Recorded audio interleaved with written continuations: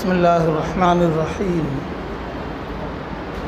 الحمد للہ رب العالمین والصلاة والسلام علی رسولہ النبی الکریم اعوذ باللہ من الشیطان الرجیم بسم اللہ الرحمن الرحیم والفجر ولیال عشر والشفع والوتر واللیل اذا یسر هل فی ذلک قسم لذی حجر۔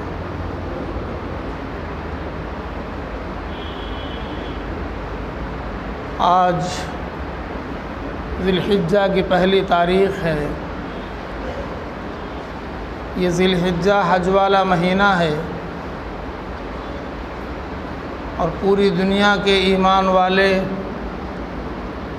ان ایام میں اللہ کے گھر مکہ مکرمہ پہنچ رہے ہیں، اور چند دنوں کے بعد وہ حج کا موسم آئے گا جب ساری دنیا کے کلمہ پڑھنے والے منا میں اور عرفات میں جمع ہوں گے، اور جو کوئی بھی جہاں بھی ہے پوری دنیا کے اندر ایمان والا، وہ اس مہینے میں اللہ کے رضا کے لیے اپنی بساط بھر قربانیاں پیش کرتا ہے۔ یہ مہینہ، اس کی یہ 10 راتیں جس کی عظمت کی قسم اللہ پاک نے قرآن پاک میں کھایا ہے، قسم ہے فجر کی اور قسم ہے 10 راتوں کی۔ مفسرین نے 10 راتوں سے مراد یہی 10 رات لیا ہے جو آج سے شروع ہو کر ذی الحجہ کی 10ویں تاریخ تک ہوتی ہے۔ ان 10 راتوں کی بڑی قیمت ہے اور بڑی اہمیت ہے۔ حضرت ابن عباس رضی اللہ تعالیٰ عنہ سے روایت ہے، انہوں نے فرمایا کہ اللہ کے نبی رسول اللہ صلی اللہ علیہ وسلم نے ارشاد فرمایا کہ یہ 10 راتیں اتنی قیمتی ہیں، یہ 10 دن، راتوں سے مراد صرف رات نہیں، اس کے ساتھ جو اس کے تابع دن ہیں وہ بھی اتنی قیمتی ہیں کہ ان دنوں میں کیا ہوا عمل، انسان کوئی عمل کبھی بھی کرے گا وہ ان دنوں کے قیمت کے برابر وہ عمل نہیں ہو سکتا۔ صحابہ کرام کو تھوڑا سا تعجب ہوا۔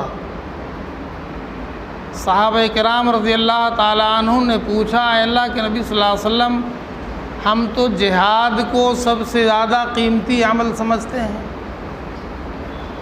تو کیا ان 10 دنوں میں کیا ہوا عمل وہ جہاد سے بھی بڑھ کر ہوگا؟ اللہ کے نبی صلی اللہ علیہ وسلم نے فرمایا کہ ان دنوں میں کیا ہوا کوئی بھی کام وہ جہاد سے بھی بڑھ کر ہوگا، مگر یہ کہ کوئی بندہ اپنی جان اور اپنے مال کے ساتھ اللہ کے راستے میں نکلا ہو اور پھر اس میں سے وہ کچھ بھی لے کر واپس نہیں آیا، نہ اپنی جان بچا کر لا سکا نہ اپنا مال بچا کر لا سکا، بلکہ وہ اللہ کے راستے میں کام آ گیا، تو فرمایا اس کا عمل تو اس سے زیادہ قیمتی ہے۔ اس کے علاوہ کوئی بھی عمل جو کرے گا انسان کبھی بھی ان 10 دنوں کے عمل کے برابر نہیں ہو سکتا۔ ان دنوں کی راتیں بھی شب قدر کے برابر ہیں۔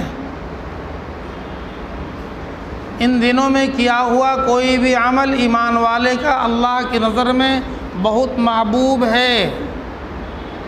میرے بزرگوں اور دوستو، جس کا عمل محبوب ہوگا وہ عمل کرنے والا وہ بھی اللہ کے نظر میں محبوب ہوگا۔ صرف عمل محبوب نہیں ہوگا، عامل بھی محبوب ہوگا۔ ہمیں ان دنوں کی قدر کرنی چاہیے، اس کی قیمت کو سمجھنی چاہیے۔ یہ جو ذی الحجہ کا چاند دکھ گیا، جو رات گزر گئی، جو دن چل رہا ہے، ابھی سے لے کر آئندہ 10 دن تک اس کی راتیں بھی قیمتی ہیں اور اس کے دن بھی قیمتی ہیں، اور ان راتوں میں اور دنوں میں کیا ہوا ہر عمل باقی دنوں کے اعمال سے زیادہ قیمتی ہے، اور عمل کرنے والا بھی اللہ کی نظر میں قیمتی اور محبوب بن سکتا ہے۔ اللہ ہمیں آپ کو سبوں کو ان کی قیمت پہچاننے کی اور زیادہ سے زیادہ اچھے عمل کی توفیق عطا فرمائے۔ ہم کیا عمل کر سکتے ہیں؟ جسے دال روٹی سے فرصت نہ ہو، دکان مکان سے وقت نہ ملے، وہ کیا عمل کر سکتا ہے؟ لیکن دنیا کے تمام جھمیلوں کے ساتھ انسان سبحان اللہ تو کہہ ہی سکتا ہے۔ سبحان اللہ کہنے میں نہ دکان رکاوٹ ہے نہ مکان، سبحان اللہ تو ہر وقت کہہ سکتا ہے۔ الحمدللہ تو ہر وقت پڑھ سکتا ہے، اور زیادہ سے زیادہ اللہ کی کبریائی، اللہ اکبر کا اعلان کرنا یہ بہت نفع بخشتا ہے، اور اس میں کوئی رکاوٹ نہیں ہے۔ دنیا کا سارا عمل کرتے کرتے بھی انسان اللہ اکبر کبیرہ پڑھ سکتا ہے، کہہ سکتا ہے۔ اس مہینے میں ایک خاص عمل ہمیں اسلام نے اور شریعت نے دیا ہے، وہ ہے جانور کی قربانی کا عمل۔ حالانکہ اس کی اصل وہ جانور کی قربانی نہیں ہے، اس کی اصل تو باپ کے ہاتھوں اکلوتے بیٹے کی قربانی کا عمل ہے۔ وہ ہم سے نہیں مانگا گیا کہ تمہارا دل گردہ ایسا نہیں بنایا گیا ہے، تمہیں ایسی ہمت نہیں دی گئی ہے، تمہیں اتنا بڑا ایمان مضبوط نہیں ملا ہے، لیکن تم ان کی نقل کر لو۔ جس طرح انہوں نے اللہ کی رضا کے لیے اپنے اکلوتے معصوم بچے کو اللہ کے حکم سے لٹا کر چھری اس کے گردن پہ رکھ دیا، تمہیں اس کا حکم نہیں ہے، تم ایک جانور تو ذبح کر ہی سکتے ہو۔ پیسوں کی کمی نہیں تمہارے پاس، جو پیسے تم گلچھرنوں میں اڑاتے ہو، جن پیسوں کو تم اپنے نام و نمود میں برباد کرتے ہو، مکانوں کے ڈیکوریشن میں، شادی بیاہ کے لہو و لعب میں، آتش بازیوں میں، اور نہ جانے کہاں کہاں اللہ کی دی ہوئی نعمتوں کو لٹاتے ہو، برباد کرتے ہو، اس میں سے تھوڑا سا نکال کر سال میں ایک بار اس یاد کو تازہ کرنے کے لیے ایک جانور کی قربانی تو تم کر ہی سکتے۔ اور یہ جانور کی قربانی اللہ کو اتنی محبوب، اتنی پسندیدہ قربانی ہے کہ فرمایا کہ باوجود صلاحیت کے اگر کوئی عید الاضحیٰ میں جانور کی قربانی نہیں کرتا ہے، کوئی ضرورت نہیں ہے کہ وہ عیدگاہ میں آئے اور 2 رکعت نماز پڑھ کر اپنے مسلمان ہونے کا ڈھکوسلا کرے۔ اپنی زبان میں کہہ رہا ہوں، حدیث بھی ہے اسی مضمون اسی مفہوم، فرمایا مت آؤ، کوئی ضرورت نہیں ہے ہمارے مصلی میں، ہمارے عیدگاہ میں تمہارے آنے کی، جب تم پیسہ ہوتے ہوئے اللے تللے برباد کر سکتے ہو اور ایک جانور نہیں قربان کر سکتے ہو ابراہیم علیہ السلام کی یاد میں، تو کیوں آتے ہو 2 رکعت پڑھنے کے لیے؟ مت آؤ۔ ناراضگی ہے نا اللہ تعالیٰ کی، ناراضگی ٹپک رہی ہے، جھلک رہی ہے۔ تو اللہ کو سب سے زیادہ محبوب عمل وہ جانور کا قربان کرنا ہے اور اس کا خون بہانا ہے۔ ایک اور حدیث میں آقا نامدار رسول اللہ صلی اللہ علیہ وسلم نے ارشاد فرمایا کہ 2 قطرہ زمین پر گرنے سے پہلے وہ عرش تک پہنچتا ہے۔ سنا ہے آپ نے، بار بار سنا ہو، انسان کی طرف سے گرایا ہوا 2 قطرہ زمین پر گرنے سے پہلے وہ عرش پہ چلا جاتا ہے اور عرش پر پہنچ کر اس کی مغفرت کا فیصلہ کرا لیتا ہے، تب وہ زمین پر گرتا ہے۔ ایک ہر ایمان والے کے آنکھ کا وہ قطرہ جو اللہ کے ڈر سے نکل جائے آنکھ سے، اور دوسرا انسان کے ذریعہ کیے ہوئے جانور کی قربانی کا خون کا قطرہ، یہ دونوں قطرے اللہ کو بہت پسند ہیں۔ ایمان والا رات کو تنہائی میں یا کبھی بھی اپنے گناہوں کا تصور کر کے اللہ کی عظمت کو سامنے رکھ کر اگر ہاتھ اٹھا کر اللہ سے کہتا ہے اللہ معاف کر دیجئے، اور اللہ کے ڈر سے اس کی آنکھ سے قطرہ گرتا ہے، تو پہلے وہ عرش پہ جاتا ہے، تب زمین پر گرتا ہے، اور اس بیچ اس گناہگار کے گناہوں کی مغفرت ہو جاتی ہے۔ اسی طرح جب جانور کی قربانی کرتا ہے تو جانور زمین پر ذبح کیا جاتا ہے، لیکن اس کے گردن سے کٹے ہوئے خون کا قطرہ ابھی زمین پر گرنے سے پہلے عرش تک پہنچتا ہے، اور قربانی کرنے والے کی معافی کروا لیتا ہے، تب زمین پر گرتا ہے۔ یہ قربانی کا عمل اللہ کو بہت پسند ہے۔ قربانی کرنے کا مقصد بھی صرف گوشت خوری نہیں ہے۔ لوگوں کو یہ عمل بہت پسند ہے، لوگوں کو یہ عمل اس اعتبار سے پسند ہے کہ چلو اسی بہانے ذرا کباب اباب کا موقع مل جاتا ہے، موج مستی کا موقع ہاتھ لگ جاتا ہے، ذرا کھا بھی لیتے ہیں، جمع بھی کر لیتے ہیں، اور کچھ دنوں تک ذرا منہ کا مزہ بدلتا رہتا ہے۔ مقصد یہ نہیں ہے، مقصد یہ ہے کہ تمہارے سماج، تمہارے خاندان، تمہارے معاشرے میں ایسے زیادہ لوگ ہیں جن کو سال سال بھر تک سبزیاں بھی نصیب نہیں ہوتی ہیں، سے جائے کہ وہ گوشت کھا لیں، اور گوشت کھانے کا تھوڑا مزہ الگ ہوتا ہے اور یہ پسند سب کو آتا ہے۔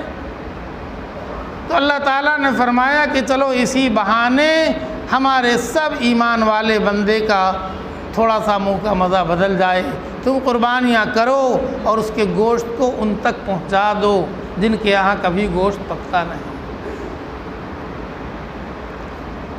اس سے کیا ہوگا کہ صرف ان کے منہ کا مزہ نہیں بدلے گا، بلکہ ان کے دل سے تمہارے لیے دعائیں بھی نکلیں گی، وہ اللہ کا شکر بھی ادا کریں گے کہ اللہ پاک نے ایسا عمل عطا فرمایا ہے ایمان والوں کو جس کی وجہ سے ہمیں بھی دنیا میں تھوڑی سی خوشی نصیب ہو جاتی ہے، ورنہ ہم تو مقدر کے پھوٹے ایسے بھی نہیں تھے کہ اپنے سے گوشت خرید کے کھا سکیں۔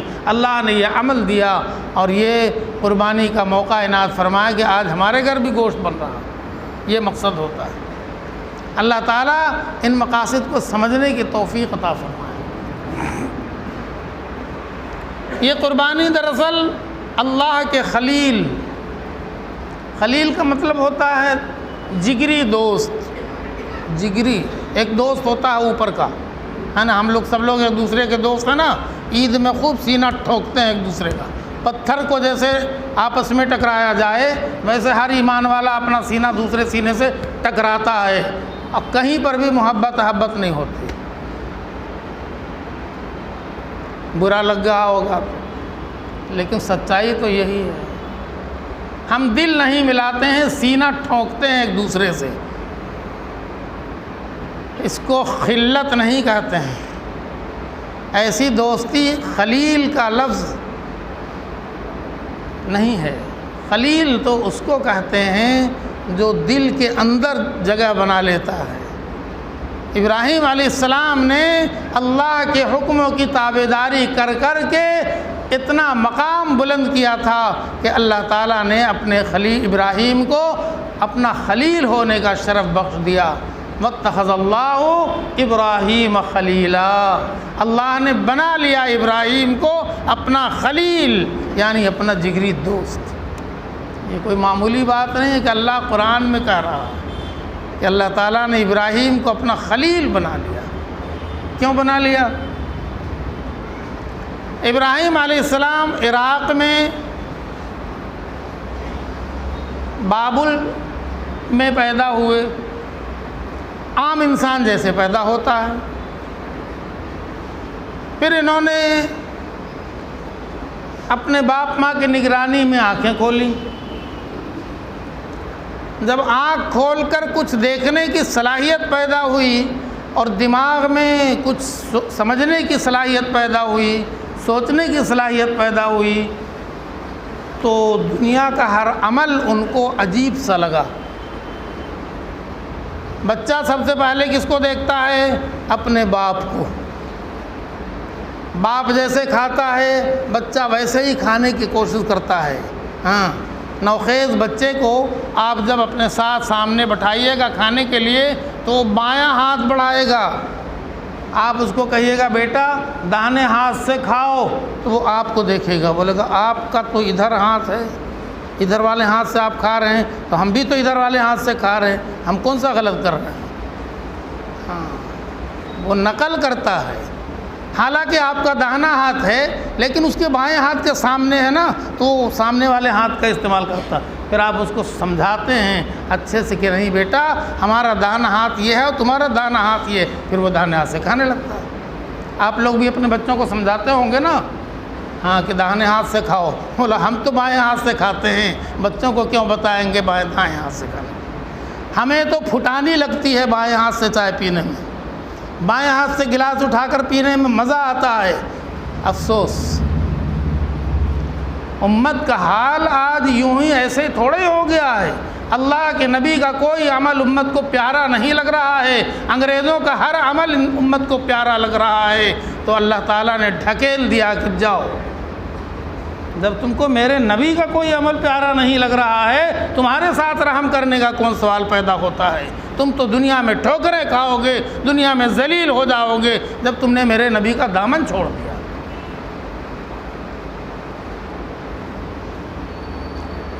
اللہ تعالیٰ ہمیں آپ کو ہر ایک کو آقا نامدار رسول اللہ صلی اللہ علیہ وسلم کے ہر ایک چھوٹے سے چھوٹے بڑے سے بڑے سنت پر عمل کی توفیق عطا فرما دے، اسی میں کامیابی ہے۔ ابراہیم علیہ السلام نے جب آنکھ کھولا تو دیکھا کہ ان کے ابا اپنے ہاتھ سے بت بناتے ہیں، بت مورتی بناتے ہیں، پتھر کی، لکڑی کی، مٹی کی، جس کی چاہے مورتی بنا دیا، اور پھر اس کے بعد اینٹ پینٹ کرنے کے بعد اس کے آگے ہاتھ جوڑ کے کھڑے ہو جاتے ہیں، اس سے مرادیں مانگتے ہیں۔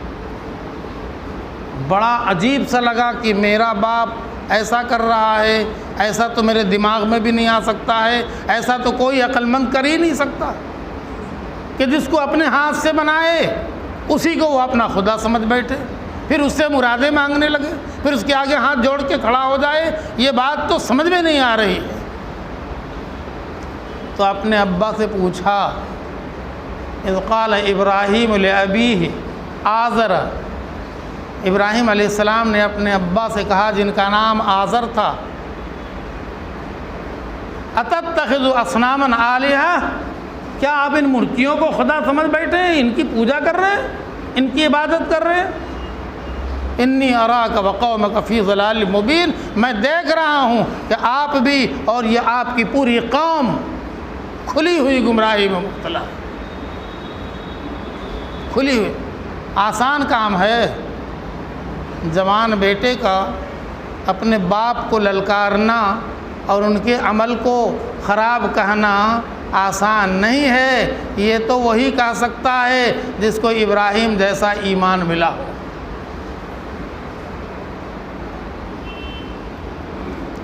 پھر وہی ہوا جو ہونا چاہیے، جو آج بھی ہو رہا ہے، کل بھی ہوا تھا۔ باپ نے ناراض ہو کر کہا کہ تم ہمارے خداؤں کا مذاق اڑاتے ہو، اگر تم نہیں رکے، اگر تم نہیں باز آئے میرے خداؤں کو برا بھلا کہنے سے، لَأَرْجُمَنَّكَ، تمہیں تو پتھر مار مار کے ختم کر دیں گے، سنسار کر دیں گے۔ باپ کہہ رہا ہے بیٹے کو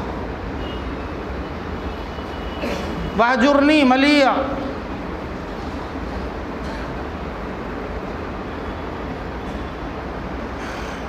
بعد آ جاؤ ان باتوں سے، میرے خداؤں کو برا مت کہو۔ اور پھر باپ نے فیصلہ سنا دیا، نکل جاؤ، چلے جاؤ، یہاں رہنے کی ضرورت نہیں ہے، اب تم کو بیٹا نہیں مانتے ہیں۔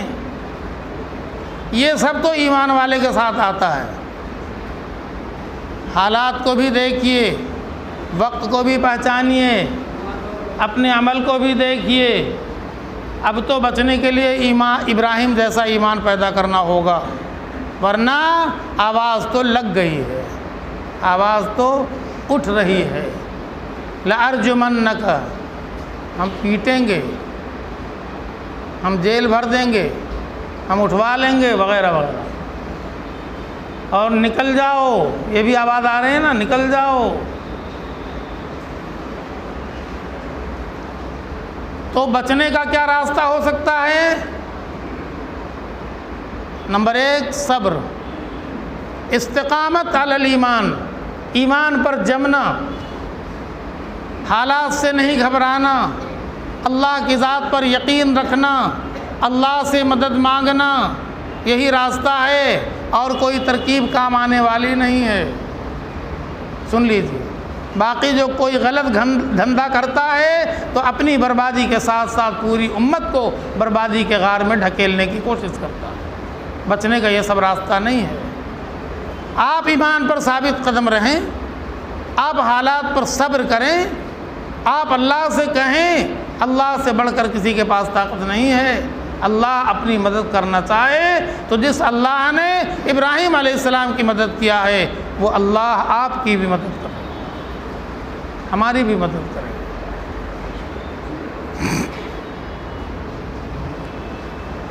تو ابراہیم علیہ السلام نے یہ نہیں کہا کہ ابا آپ غلط کر رہے ہو، کہا ہم تو جا رہے ہیں سلام علیکم، آپ کو سلام کر کے جا رہے ہیں، سأستغفر لک ربی، اپنے پروردگار سے آپ کے لیے معافی بھی مانگوں گا۔ باپ کا مقام بھی سامنے رکھا، اور ان کے ظلم سے دل برداشتہ بھی نہیں ہوئے، اور کہا ٹھیک ہے آپ مجھے نکال رہے ہیں، میں بابل چھوڑ رہا ہوں، میں چلا جاتا ہوں، لیکن میں آپ کے لیے دعا بھی کرتا رہوں گا، مغفرت بھی مانگتا رہوں گا، آپ کے لیے ہدایت کی دعا بھی کرتا رہوں گا۔ اور پھر بادشاہ کے سامنے گئے، تو بادشاہ بھی تو انہی میں سے تھا۔ پہلے تو دلیل دیا بادشاہ کے سامنے، جب بادشاہ نے پوچھا کہ تم کس کو رب مانتے ہو، تو انہوں نے کہا کہ جس نے الم تر الی الذی حاج ابراہیم فی ربہ ان آتاہ اللہ الملک، جس کو ملک ملا ہوا تھا، حکومت ملی ہوئی تھی، طاقت ملی ہوئی تھی، ہاں اکثریت تو پوری کی پوری، وہاں تو کوئی مقابلے میں مخالفت میں تھا ہی نہیں، اپوزیشن کوئی تھا ہی نہیں، وہاں تو کل کی کل اسی کو حکومت تھی۔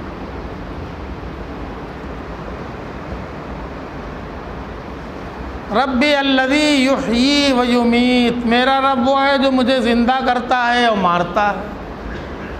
ایک دلیل تو بہت مضبوط ہے کہ معبود تو اسی کو ماننا چاہیے، خدا اسی کو سمجھنا چاہیے جس کے ہاتھ میں موت اور زندگی ہے، جو ہمیں زندہ کرتا ہے، موت دیتا ہے۔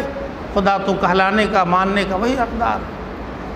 تو اس نے کہا کہ وہ تو ہم بھی کر سکتے ہیں، اور قید خانے سے بلا لیا 2 قیدیوں کو، ایک بے قصور تھا، اس کو کہا کہ اس کو مار ڈالو، لوگوں نے مار دیا، اور ایک قصوروار تھا، مرڈر کیس کا مجرم تھا، اس کو کہا جا چھٹ، آرام کر، کھیل کود، ضمانت دے دیا، ضمانت بھی نہیں، فری کر دیا، آزاد کر دیا۔ کہا دیکھو اس کو تو مار دینا چاہیے، یہ تو مجرم ہے، لیکن ہم نے چھوڑ دیا، تو زندہ کرنا تو میرے ہاتھ میں ہے، اور بے قصور کو ہم نے مار دیا تو مارنا بھی میرے ہاتھ میں ہے۔ مطلب یہ ہے کہ وہ خر مغز تھا، خر مانے گدھا ہوتا ہے نا، گدھے کی جتنی عقل ہوتی ہے اس بادشاہ نمرود کی بھی اتنی ہی عقل تھی، اس کو سمجھ میں نہیں آیا کہ مارنے اور زندہ کرنے کا مطلب کیا ہوتا۔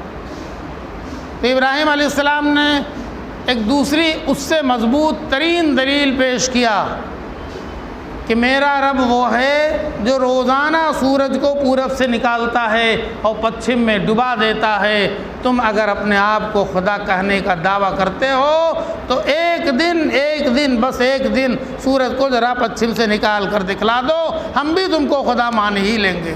فبہت الذی کفر، اب تو چپ ہو گیا، لاجواب ہو گیا، اس کے پاس کوئی جواب تھا؟ وہ زمین پر حکومت چلانے والا انسان کہیں آسمان پہ حکومت کر سکتا ہے؟ چاند و سورج پہ اس کی چلے گی؟ چاند و سورج پر، ہواؤں پر، دریاؤں پر اللہ کی حکومت چلتی ہے، یہاں وہ چپ ہو گیا، مگر جب بادشاہ لاجواب بھی ہوتا ہے تو اس کے ہاتھ میں لاٹھی تو ہوتی ہے، مانا نہیں، اس کا بھی یہی فیصلہ ہوا کہ تم نکل جاؤ، ٹھیک ہے کوئی بات نہیں۔ لوگوں کے پاس ابراہیم علیہ السلام گئے کہ بھائی ان بتوں کو مت مانو، یہ سب ماننے کے لائق نہیں ہیں، یہ خدا ہو نہیں سکتے ہیں، مگر کوئی مانا نہیں۔ تو ابراہیم علیہ السلام نے ان کو سمجھانے کی ایک ترکیب سوچی، وہ اللہ نے ہی ان کے دل میں ڈالا کہ جن مورتیوں کو یہ اپنا مشکل کشا اور حاجت روا سمجھتے ہیں، ان کی پول کھول دو۔ جب یہ عید منانے کے لیے میدان میں چلے جائیں گے، اب پوری بستی خالی ہو جائے گی، یہاں کوئی آدم نادم زاد ہوگا، بس تم اکیلے رہ جانا اور ذرا ان کے اندر جا کر کے ان کے معبد میں ان کے بتوں کو مار کلہاڑی سب کو توڑ دو، آگے جو ہوگا سو ہم دیکھیں گے۔ پھر وہ آیا عید کا دن، عید کے دن وہ سب کے سب نکل جاتے ہیں میدان میں، دور دراز وہاں جا کر کے ناچتے گاتے ہیں، ڈانس کرتے ہیں، جشن مناتے ہیں۔ ان سے ابراہیم علیہ السلام سے بھی کہا کہ تم نہیں چلو گے ہمارے ساتھ؟ تو انہوں نے کہا کہ میں تھوڑا انی سقیم، طبیعت تھوڑی میری ناساز ہے، مطلب وہ انہوں نے اللہ تعالیٰ کی طرف سے توریہ کے طور پر کہہ دیا کہ میں نہیں جا سکتا، اور جانا تو تھا ہی نہیں، وہ ان بت پرستوں کے ساتھ وہاں میدان میں جا کر ابراہیم علیہ السلام کا کون سوال پیدا ہوتا تھا؟ لیکن صاف صاف کہہ دیتے تو ان کو کچھ شک ہوتا یا کچھ ہوتا، تو انہوں نے ایک ہیلا کر لیا کہ انی سقیم، میں بیمار ہوں، نہیں جا سکتا ہوں۔ سب چلے گئے، میدان خالی دیکھا، ابراہیم علیہ السلام معبد میں گھسے تو وہ لوگ کھانا پکا کر بتوں کے آگے رکھے ہوئے تھے کہ ہم جب جشن منا کر لوٹیں گے تو پھر ہم اس کو تبرک کا لفظ ہمارے یہاں بولا جاتا ہے نا، تبرک بانٹیں گے۔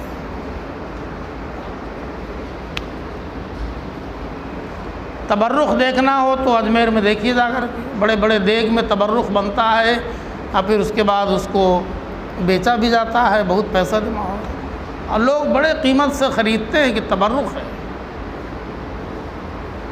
اللہ سب کی حفاظت فرمائے۔ تو وہ بتوں کے آگے کھانا رکھ کے گئے تھے کہ جب ہم لوٹ کے آئیں گے تو تبرک کھائیں گے اور بانٹیں گے۔ ابراہیم علیہ السلام نے پہلے تو ان بتوں سے کہا کہ کھانا رکھا، کھاتے کیوں نہیں ہو؟ مکھی کھا رہی ہے، چوہے کھا رہے ہیں، اور تم کیسے معبود ہو کہ کھاتے نہیں ہو؟ سب رکھا ہے، کوئی جواب نہیں۔ تو ایک کلہاڑی لے کر گئے تھے، سب کو مار کے اوندھا دیا، اب بڑے والے کو چھوڑ دیا، جو سب سے بڑا تھا نا لمبا اس کے گردن میں لٹکا دیا کلہاڑی، آرام سے آ کے گھر میں سو گئے۔ اب یہ وہاں سے لوٹ کے آئے جشن منا کر، ڈانس وانس کر کے، جب تبرک لینے کے لیے گئے معبد میں تو دیکھا کہ ہمارے تو سارے خدا اوندھے پڑے، کس نے کیا؟ بہت برا ہوا۔ تو لوگوں نے کہا ایک لڑکا جوان ہے، 16-17 سال کی عمر ہے، وہ ہمارے معبودوں کو برا بھلا کہتا رہتا ہے، یقال لہ ابراہیم، اس کا نام ابراہیم ہے، یقیناً اسی نے یہ سب کیا ہوگا، اور میلہ میں گیا بھی نہیں ہمارے ساتھ، اور رہ گیا گاؤں میں، اسی نے کیا ہوگا۔ لاؤ پکڑ کے سب گئے، اریسٹنگ ہو گئی، ابراہیم علیہ السلام کو لا کر پنچایت میں کھڑا کر دیا گیا۔ تو لوگوں نے سیدھا لفظ پوچھا کہ تم نے ہمارے خداؤں کے ساتھ یہ کیا ہے؟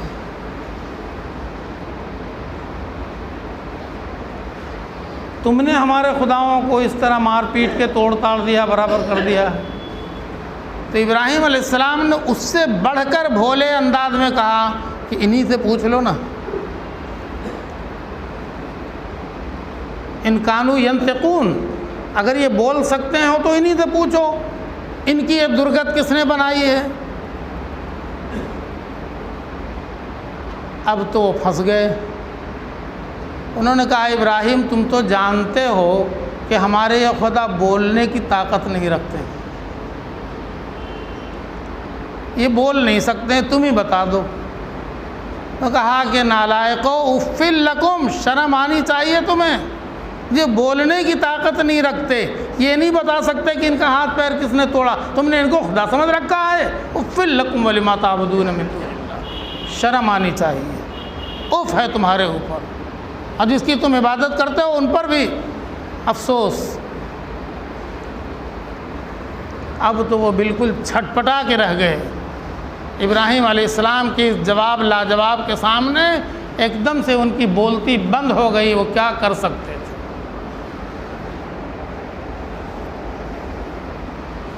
تو لوگوں نے اپنے دل کے بھڑاس کو نکالنے کے لیے، اپنی ناراضگی کو کم کرنے کے لیے، اپنے غصہ کو اتارنے کے لیے بیک زبان ایک فیصلہ کر ڈالا۔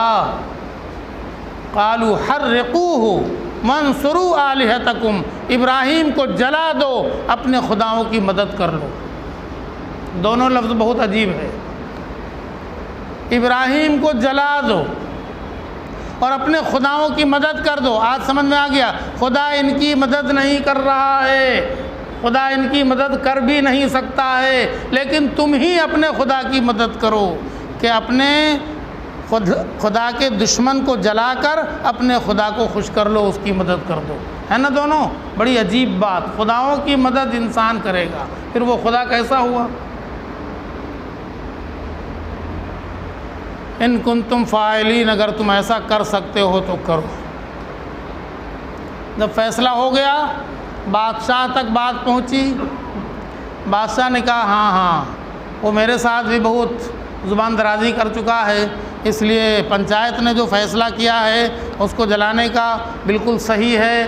ایک دم حکم نامہ جاری ہو گیا، پورے شہر میں، پوری بستی میں، پورے سماج میں، پورے معاشرے میں پتھر سے ایک گھیرا ڈالا گیا بہت لمبا چوڑا، اور کہا کہ اس بیچ میں سب لکڑی لا لا کر جمع کرو، سب لکڑی لا لا کر جمع کرو، اس میں ابراہیم کو جلانا ہے۔ اب یہ ایک مذہبی فیصلہ ہوا، مذہبی فیصلہ، اس ظلم کو مذہب کا رنگ دے دیا گیا، ہے نا؟ آج ہر ظلم کو مذہب کے رنگ میں رنگ دیا جاتا ہے تو ظلم ظلم نہیں رہتا ہے۔ کہہ رہا ہوں صحیح ہے؟ آج ہمارے آپ کے ساتھ جتنا ظلم بھی ہو رہا ہے وہ سب مذہبی رنگ میں ہو رہا ہے، اور اس کو کوئی ظلم سمجھتا بھی نہیں۔ تو مسلمانوں کیا کرنا ہے ایسے میں؟ جب بادشاہ بھی دشمن، سارا سماج دشمن، اور سارا سماج مل کر ہم پر آپ پر ظلم کا انداز نرالا اختیار کر رہا ہے، ہر ظلم کو مذہبی رنگ دے کر ظلم کو جائز ٹھہرا رہا ہے، تو ہمیں آپ کو کیا کرنا ہے؟ بس اللہ کی طرف دیکھنا ہے۔ اے اللہ، جو ایمانی حرارت اور قوت آپ نے ابراہیم علیہ السلام کو عطا فرمایا ہے، ہم بھی آپ محبوب کی امت ہیں، ہمارے اندر بھی وہ ایمانی حرارت اور قوت عطا فرما دیجئے۔ آج آپ تو کل بھی آگ کو گلزار کرنے کی طاقت رکھتے تھے، آج بھی آگ کو، ظلم کو بدل سکتے ہیں۔ جب مذہبی رنگ دے دیا گیا، اب تو ہر کوئی جائے گا، ہر کوئی لکڑی لے کر، تھوڑا ہی سا صحیح مگر وہ لکڑی لے کر جائے گا کہ ایک لکڑی کا ٹکڑا بھی ڈال دیں گے تو ہمیں ابراہیم کے جلانے کا ثواب مل جائے گا۔ مذہبی رنگ میں ہر کام اچھا لگتا ہے۔ مجھے یاد ہے جب میں اس مسجد میں آیا تھا امامت کے لیے، شروع میں بہت دن ہو گئے، تو ادھر سے میں دیکھ رہا تھا کہ سب ہرا ہرا کپڑا پہن کے بہت سے چھوٹے چھوٹے بچوں کو گود میں لے کر انگلیاں پکڑ پکڑ کر سب پچھم کی طرف جا رہے ہے نا، جیسا وہ راون دہن میں ہوتا ہے۔ تو میرے سمجھ میں نہیں آیا کہ یہ ٹوپی والے اور یہ ہری پگڑی والے اور ہرا کرتا والے اور یہ سب ادھر کہاں جا رہے ہیں؟ ان کا بھی کوئی گاندھی میدان ہے کیا؟ معلوم ہوا کہ جہاں پر ایک سنیما ہال ہے باقر گنج میں، اس میں ایک فلم لگی ہے، فلم دیکھنے جا رہے ہیں۔ ان کا فلم دیکھنے کے لیے اس طرح کا کپڑا لباس پہن کے چھوٹے چھوٹے کہا کہ یہ ثواب ہے نا، فلم دیکھنا ثواب ہے؟ کہنے لگے ہاں، کون سی فلم ہے؟ کہا نیاز اور نماز، نیاز پہلے نماز بعد میں۔ اب میں ایک دم سے مبہوت ہو کے چپ ہو کے کھڑا ہو گیا کہ فلم دیکھنا بھی ثواب ہے۔ اس قوم کو سمجھ میں آ گئی یہ بات؟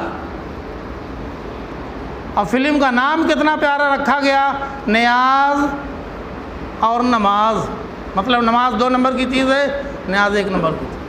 اور وہ فلم دیکھنا ثواب ہے، چھوٹے بچوں کو بھی، جس کو کچھ سمجھ میں نہیں آ رہا اس کو بھی لے جا رہے، انگلی پکڑ پکڑ کے بچوں کو لے کے جا رہے، ثواب ہے۔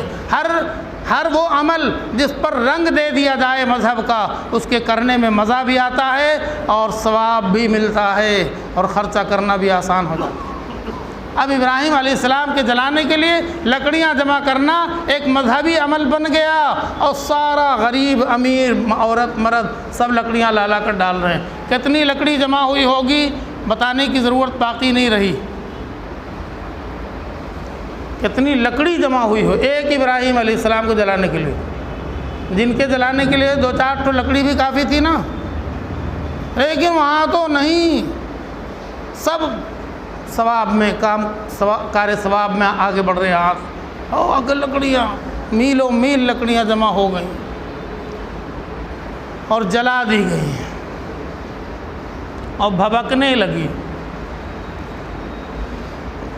ابھی معلوم کر رہے تھے کہ کل جو حادثہ ہوا ہے ہتوا مارکیٹ میں، تو اس آگ کو بجھانے کے لیے 20 دمکل پورے پٹنہ اور اطراف سے آیا تھا، تب بھی پسینہ چھوٹ رہا تھا اور دور تک راستہ بند کر دیا گیا تاکہ کوئی نہ آئے۔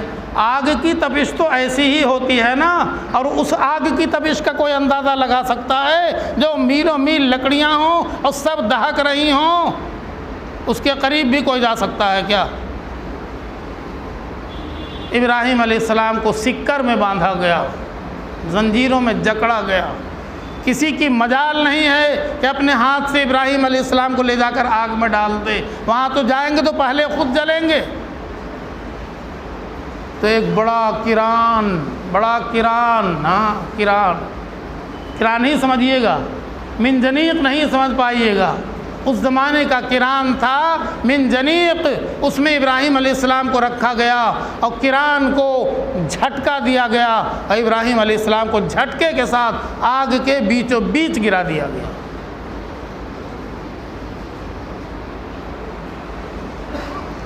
اب کیا ہوا اور کیا ہو سکتا ہے وہ تو سب ایک طرف ہے، مگر ہوا یہ ہے کہ اللہ نے آگ کو براہ راست حکم دیا ہے، یا نار کونی بردن و سلامن علی ابراہیم، اے آگ تو ٹھنڈی ہو جا میرے ابراہیم خلیل کے لیے اور سلامتی بن جا۔ ٹھنڈی کا مطلب یہ نہیں ہے کہ اتنی ٹھنڈی ہو جا کہ ابراہیم کو تکلیف ہونے لگے، ٹھنڈی بھی ہو جا اور سلامتی بھی ہو جا میرے ابراہیم کے لیے۔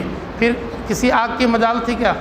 ابراہیم علیہ السلام کے جسم کو باندھا ہوا سکر سے تھا، وہ لوہا پگھل گیا، رسیاں جل گئیں، ابراہیم علیہ السلام فری ہو گئے، ابراہیم علیہ السلام کے جسم کا ایک بال بھی نہیں جلا، ایک بال بھی نہیں جلا۔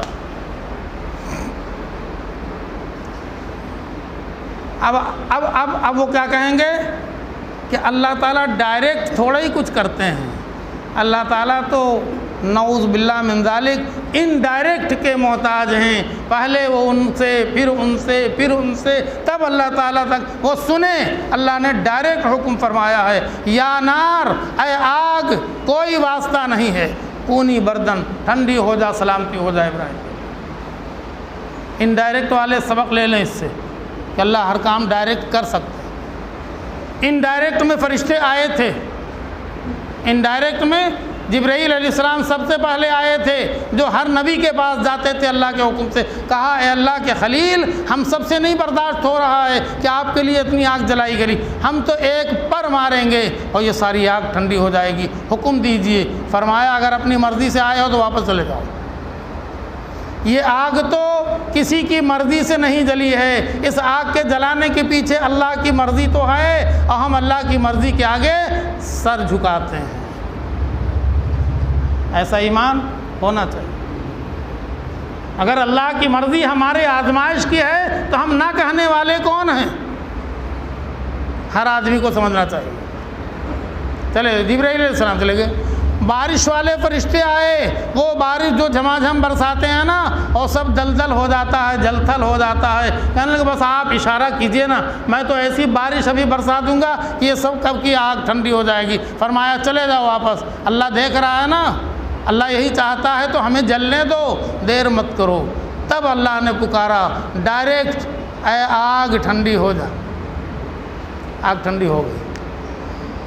آج بھی ہو اگر ابراہیم سا ایمان پیدا، آج بھی ہو اگر، یاد کر لیجئے، آج بھی ہو اگر ابراہیم سا ایمان پیدا، آگ کر سکتی ہے انداز گلستان پیدا۔